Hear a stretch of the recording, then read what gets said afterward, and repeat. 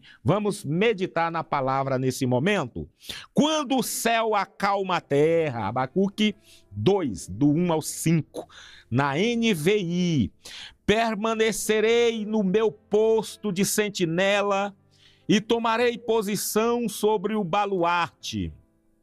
Aguardarei para ver o que ele me dirá e que resposta terei à minha queixa. Então o Senhor me respondeu: escreve claramente a visão em tábuas, para que se leia facilmente, pois a visão aguarda um tempo designado. Ela fala do fim e não falhará. Ainda que demore, espere, porque ela certamente virá e não se atrasará. Veja, o ímpio está envaidecido e os seus desejos não são bons, mas o justo viverá por sua fé. De fato, o vinho é traiçoeiro e o ímpio é arrogante e não descansa. Ele é voraz como sepultura e como morte nunca se satisfaz. Ele apanha para si todas as nações e ajunta para si todos os povos. Desculpa.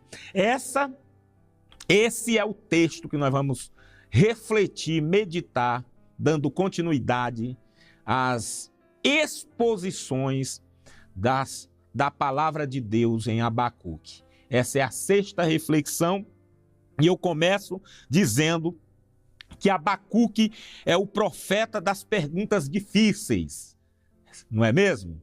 Eu venho comentando isso desde a primeira reflexão em Abacuque. É um profeta que pergunta, e as perguntas deste profeta são perguntas difíceis. É um profeta diferente, porque comumente, geralmente, o profeta era a boca de Deus, falava com o povo que Deus mandava. Nesse caso aqui, o profeta inverteu a ordem. Ele está falando pelo povo. Está exercendo aqui uma função como se fosse de sacerdote, não é mesmo? Questionando, perguntando, esperando a resposta. Então, Abacuque é um profeta de perguntas realmente difíceis. Ele olha para o caos ao redor, ele olha para a violência, é o que está acontecendo ali no cenário que ele está vivendo. O diagnóstico é esse, de injustiça, um diagnóstico de falta de ética, falta de fé, as pessoas estão abandonando Deus, império opressor, e o profeta não entende os caminhos de Deus, que a gente pregou ontem, né? Os caminhos de Deus são difíceis, às vezes, da gente entender. O Deus justo, santo, poderoso, na história da humanidade, ele traçou um caminho que às vezes assusta a gente. E nesse momento aqui, Abacuque ficou assustado. Como é que um Deus justo, poderoso, santo, está agindo desse jeito, está agindo dessa forma, não é mesmo? E ele quer resposta, ele pergunta, ele questiona, ele murmura, ele não fica quieto, ele fica numa posição de vigília, de perseverança, aguardando a resposta do Senhor. Seu coração está em crise. Como um Deus santo pode permitir tanto mal? E como um Deus santo pode punir Judá usando uma nação mais perversa? O profeta não está entendendo nada. Nós já fizemos algumas pinceladas até aqui, o porquê de tudo isso, mas hoje nós vamos aprofundar mais. O profeta, ele questiona, mas em vez de abandonar a fé, ele leva as suas dúvidas para onde todos devem ir.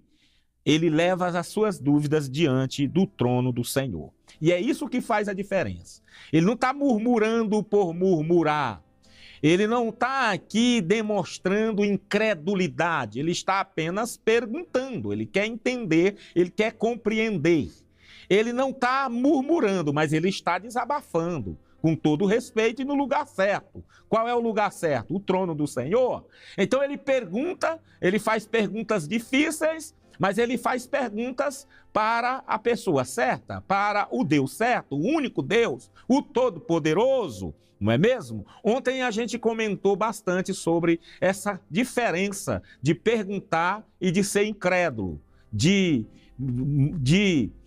desabafar e murmurar. São coisas diferentes. O que o profeta faz aqui é murmurar e perguntar. Ele não é um profeta incrédulo, ele não é um profeta também murmurador.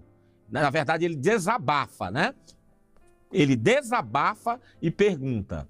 É diferente de murmurar e de incredulidade. Então ele faz isso diante do trono do Senhor. Esse texto mostra que quando a terra treme em incertezas, o céu traz uma palavra que acalma e sustenta a terra e os moradores da terra. Pela oração e pela fé, o justo encontra descanso, mesmo em meio ao caos. Nós já comentamos aqui que os temas principais de Abacuque é fé e soberania de Deus. Fé e soberania de Deus. O justo viverás pela fé, independentemente das circunstâncias, independentemente do caminho que Deus trilha, independentemente da decisão que Deus toma, independentemente da resposta que Deus dá, o justo viverá pela fé. Explicamos também que fé aqui é fidelidade. O justo continua fiel mesmo diante de resposta que não é a resposta que o justo queria que Deus desse. Mas mesmo assim, o justo continua fiel, continua servindo. Então, alguns pontos aqui para a gente refletir na mensagem de hoje. Primeiro, a ansiedade, expectativa do profeta. Perdão, a ansiosa expectativa do profeta. É o primeiro ponto, está no versículo 1. Abacuque, ele sobe a torre de vigília, ou de vigia, e que é um lugar de espera, vigilância. E quando ele faz isso, ele está mandando aqui uma mensagem. Ele está, através desse gesto de subir a torre ali de vigia e ficar ali vigiando, esperando a resposta, ele está falando algo com esse gesto. Ele ora e ele aguarda. Ele ora, ele pergunta, mas ele espera. Ele espera a resposta de Deus. Ele está demonstrando aqui perseverança. Ele não só fala com Deus, mas ele espera ouvir a resposta de Deus. A imagem aqui, a figura aqui dessa torre é símbolo da oração perseverante, vigilância espiritual. Então é muito interessante entender isso, que essa visão da torre, o profeta na torre de vigia, é uma demonstração clara que esse profeta era um homem de oração, era um homem de perseverança, era um homem que não esmorecia na fé, que não desistia de clamar até ter a resposta. Oração não é monólogo, outra coisa que a gente aprende aqui, mas é um diálogo. Não apenas falamos, mas escutamos. E o profeta tinha essa consciência. Ele sabia, ele tinha certeza que ali ele não estava somente verbalizando, ele não estava ali somente falando, somente ele falando, perguntando, mostrando, ponderando, considerando. Não, ele entendia que orar é um diálogo. Então ele já tinha falado, agora ele estava esperando a fala de Deus, a resposta de Deus. Precisamos do nosso lugar de vigília. É o que a gente aprende aqui com Abacuque, que todos nós precisamos de um lugar de vigília.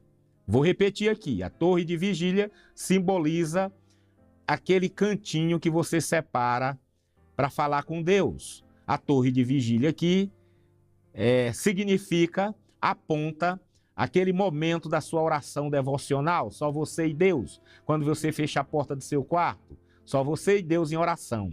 A torre de vigília aqui simboliza esse irmão de oração que não desiste, que espera no Senhor, que não esmorece na fé, que busca, que bate, que pede e pede até Deus responder. Então é claro que todos nós precisamos deste lugar.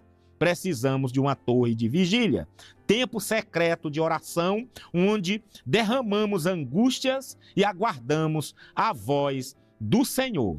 Daniel, por exemplo, também tinha uma torre de vigília. A torre de vigília de Daniel era o seu quarto. Ele orava no seu quarto, Daniel. Paulo também orava na prisão. Ele lá era um homem que, mesmo preso, estava sempre orando, clamando a Deus. No Getsêmani, Jesus Cristo fez ali a sua torre de vigília. E nós precisamos também ter essa torre de vigília. Qual é a tua torre de vigília? Onde é a tua torre de vigília? Você está realmente exercendo esse momento de torre de vigília? Você tem separado mesmo um momento de devocional? Você tem separado aí na sua casa, no ambiente aí da sua residência, um lugar como uma torre de vigília, que você rasga o coração, que você questiona, que você até murmura, mas que você faz tudo isso diante do Senhor, entendendo que Deus irá responder e que a resposta de Deus é soberana e que você vai continuar fiel ao seu Deus, independentemente da resposta dele. Então esse é o primeiro ponto. O Abacuque, ele espera ansiosamente, eles têm ali uma expectativa grandiosa da resposta de Deus. O segundo ponto, a gloriosa visão de Deus. É o versículo 2 até o 3 que eu li. Deus responde com visão, deve ser escrita. Ele ordena para o profeta escrever e divulgar a resposta, a visão, porque é uma visão perpétua. Vai acontecer, vai ficar registrado, tão tal que nós estamos meditando hoje aqui no que Deus falou, no que Deus disse. A visão aponta para os propósitos de Deus que se cumpre no tempo determinado. Deus fala ali para o profeta Abacuque, o que estava acontecendo e o que iria acontecer e o porquê que ele estava fazendo isso. Nós explicamos em mensagens anteriores que Deus estava agindo de forma didática, de forma pedagógica, que ele puniu Israel, porque Israel estava em desobediência, e ele puniu Israel com um inimigo mais infiel do que Israel. Ele puniu Israel com os caldeus, os babilônios, não é mesmo? Mas ele não destruiu Israel, Reino do Sul, Judá, que tinha como capital Jerusalém. Mas ele diz para o profeta que ele puniria também os babilônios. E a punição dos babilônios, essa seria severa, porque eles desapareceriam da face da terra.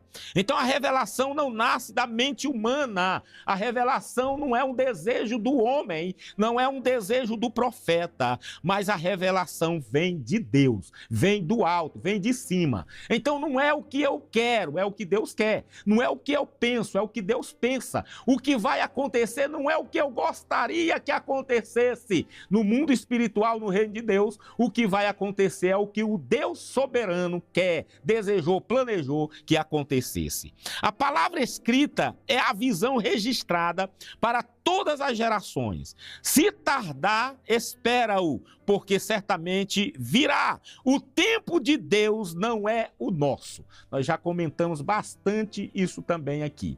Às vezes a gente ora e quer que as coisas aconteçam no nosso tempo. O nosso tempo é o Kairos, que pode ser medido, né? Que vem a palavra ali. Aliás, o nosso tempo é o Cronos, né? Que vem a palavra de cronologia, que a gente pode medir, mas o tempo de Deus é o Kairos, né? Não pode ser medido, mas nós desejamos que as coisas aconteçam no nosso tempo, nós desejamos que as coisas aconteçam na nossa visão, na nossa limitação, na nossa caixinha, no nosso mundo, e Deus não age assim, não age dessa forma.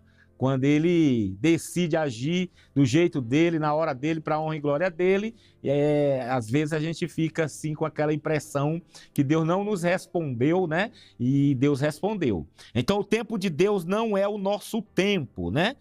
O nosso tempo é o crono. Até errei a palavra, de onde vem a palavra cronologia, né? Você pode medir o tempo em segundos, em minutos, em hora, dia, mês e ano. O tempo de Deus é o Kairos, que não pode ser medido, e Deus trabalha sempre no tempo dele e não no nosso tempo. Então, quando Deus parece silencioso, ele ainda está agindo. Acredite nisso.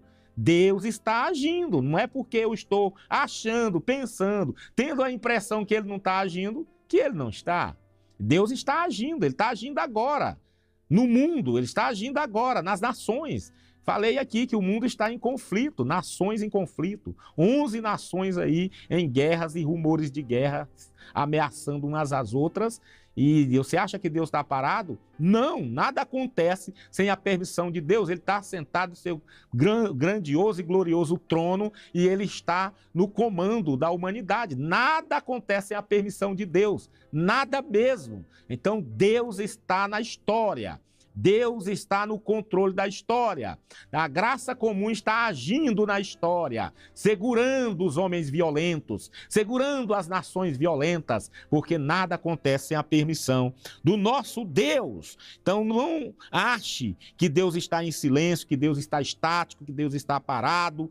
Não, Deus não está parado, ele está agindo, ele está trabalhando nos bastidores da história. Ele ainda está agindo e a sua promessa não falha. Nosso Deus, nossa parte é esperar. Deus está agindo e a nossa parte é esperar. E esperar não é legal, esperar não é bom, mas no Senhor a gente espera. E quem espera no Senhor é abençoado, é vitorioso. Esperar com fé, porque o justo não vive por vistas, o justo vive pela fé, vive fiel às promessas de Deus, vive fiel à palavra de Deus. O justo não desiste jamais, não esmorece jamais, independentemente dos cenários. Então, como um agricultor que semeia e aguarda o tempo da colheita, assim a fé confia que Deus cumpre no seu tempo as promessas que ele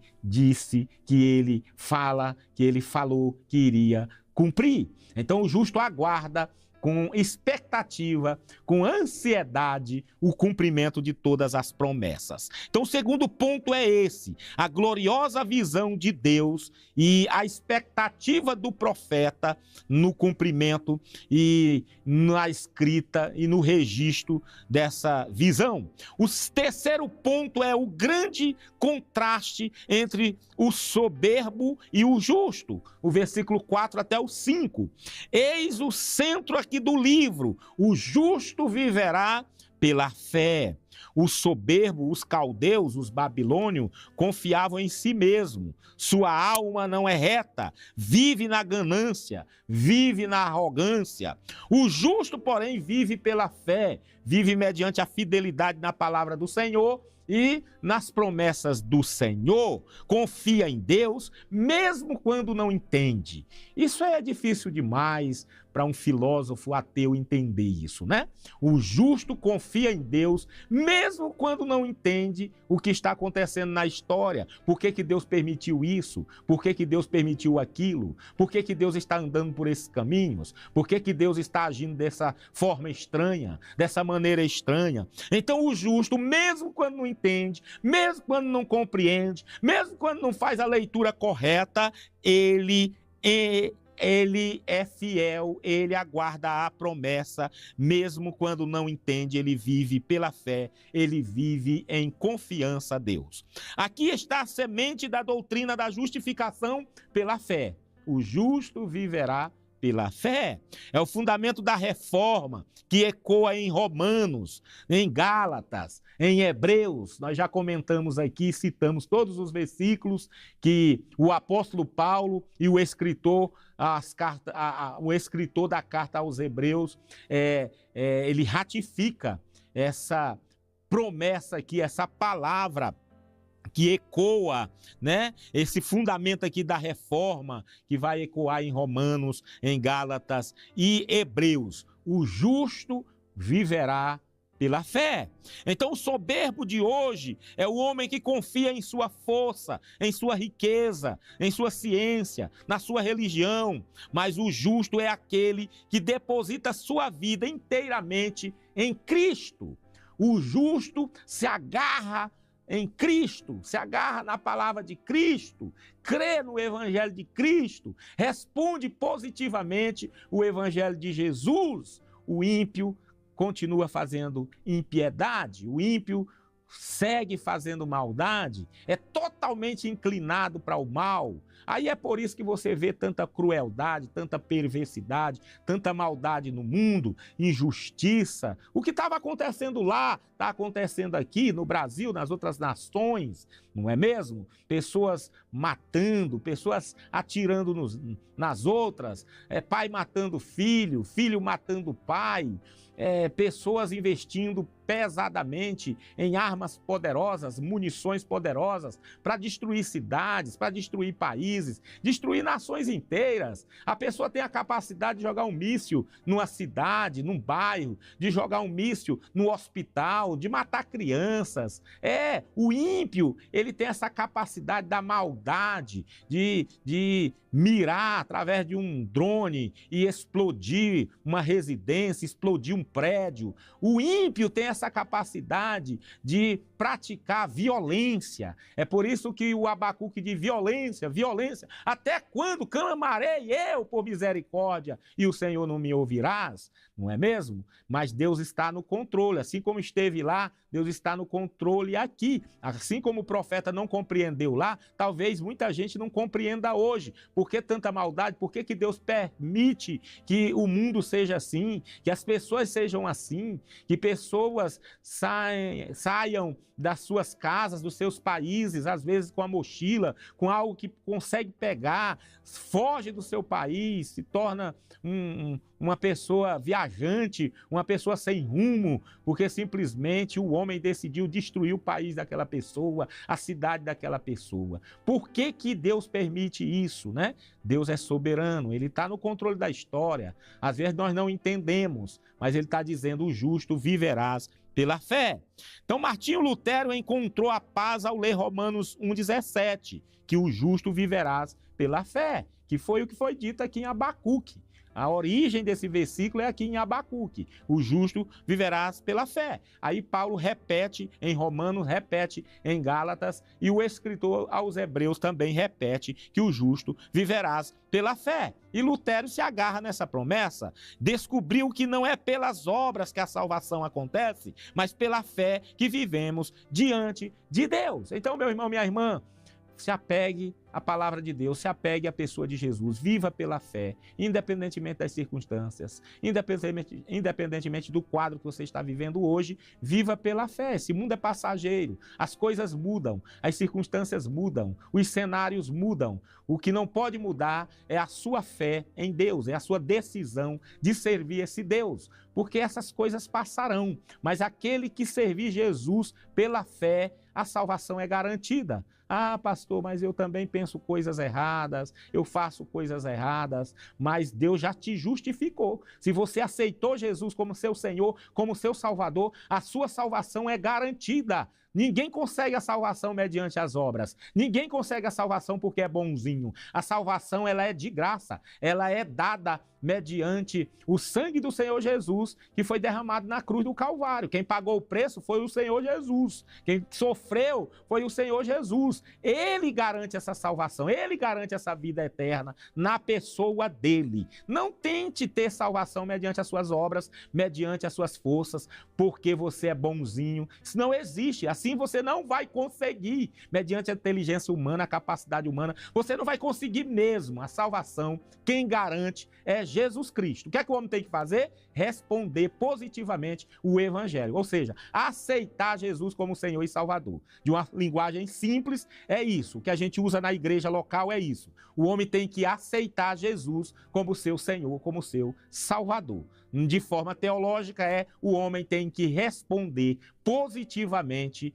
o sacrifício de Jesus, a morte de Jesus, a morte vicária de Jesus na cruz do Calvário. Quando o homem reconhece que Jesus é o Senhor, que Jesus é Salvador da humanidade, quando o homem responde positivamente o plano glorioso da salvação na pessoa de Jesus Cristo, esse homem tem a vida eterna. O nome dele é o é inscrito no livro da vida e a salvação dessa pessoa é garantida, porque o nome é registrado, é escrito, né, no nome da vida, tá bom? A sua salvação é garantida por Cristo Jesus. Então vamos concluir a mensagem de hoje dizendo que Abacuque começou perplexo, começou perguntando, começou na torre de vigília, mas ao se colocar ali na torre de vigília, na posição de espera, ele recebeu uma visão que mudou a sua expectativa. O céu acalma a terra quando aprendemos 3 verdades que vimos nessa reflexão de hoje. A primeira, podemos abrir o coração a Deus em oração. Segundo, podemos confiar que sua visão se cumpre no tempo certo. Terceiro, podemos viver pela fé, mesmo quando tudo ao redor ruir. Mesmo quando tudo ao redor estiver um caos, você poderá viver em fidelidade a Deus. Hoje, Deus nos chama a deixar a soberba e viver pela fé em Cristo Jesus. Essa é a palavra que sustenta a igreja em todos os tempos. O justo viverá pela sua fé. O justo viverá mediante a sua fidelidade à triunidade, ao Pai, ao Filho, ao Espírito Santo. A salvação é pela graça, mediante a fé na pessoa do Senhor e Salvador Jesus Cristo. Que Deus te abençoe com essa palavra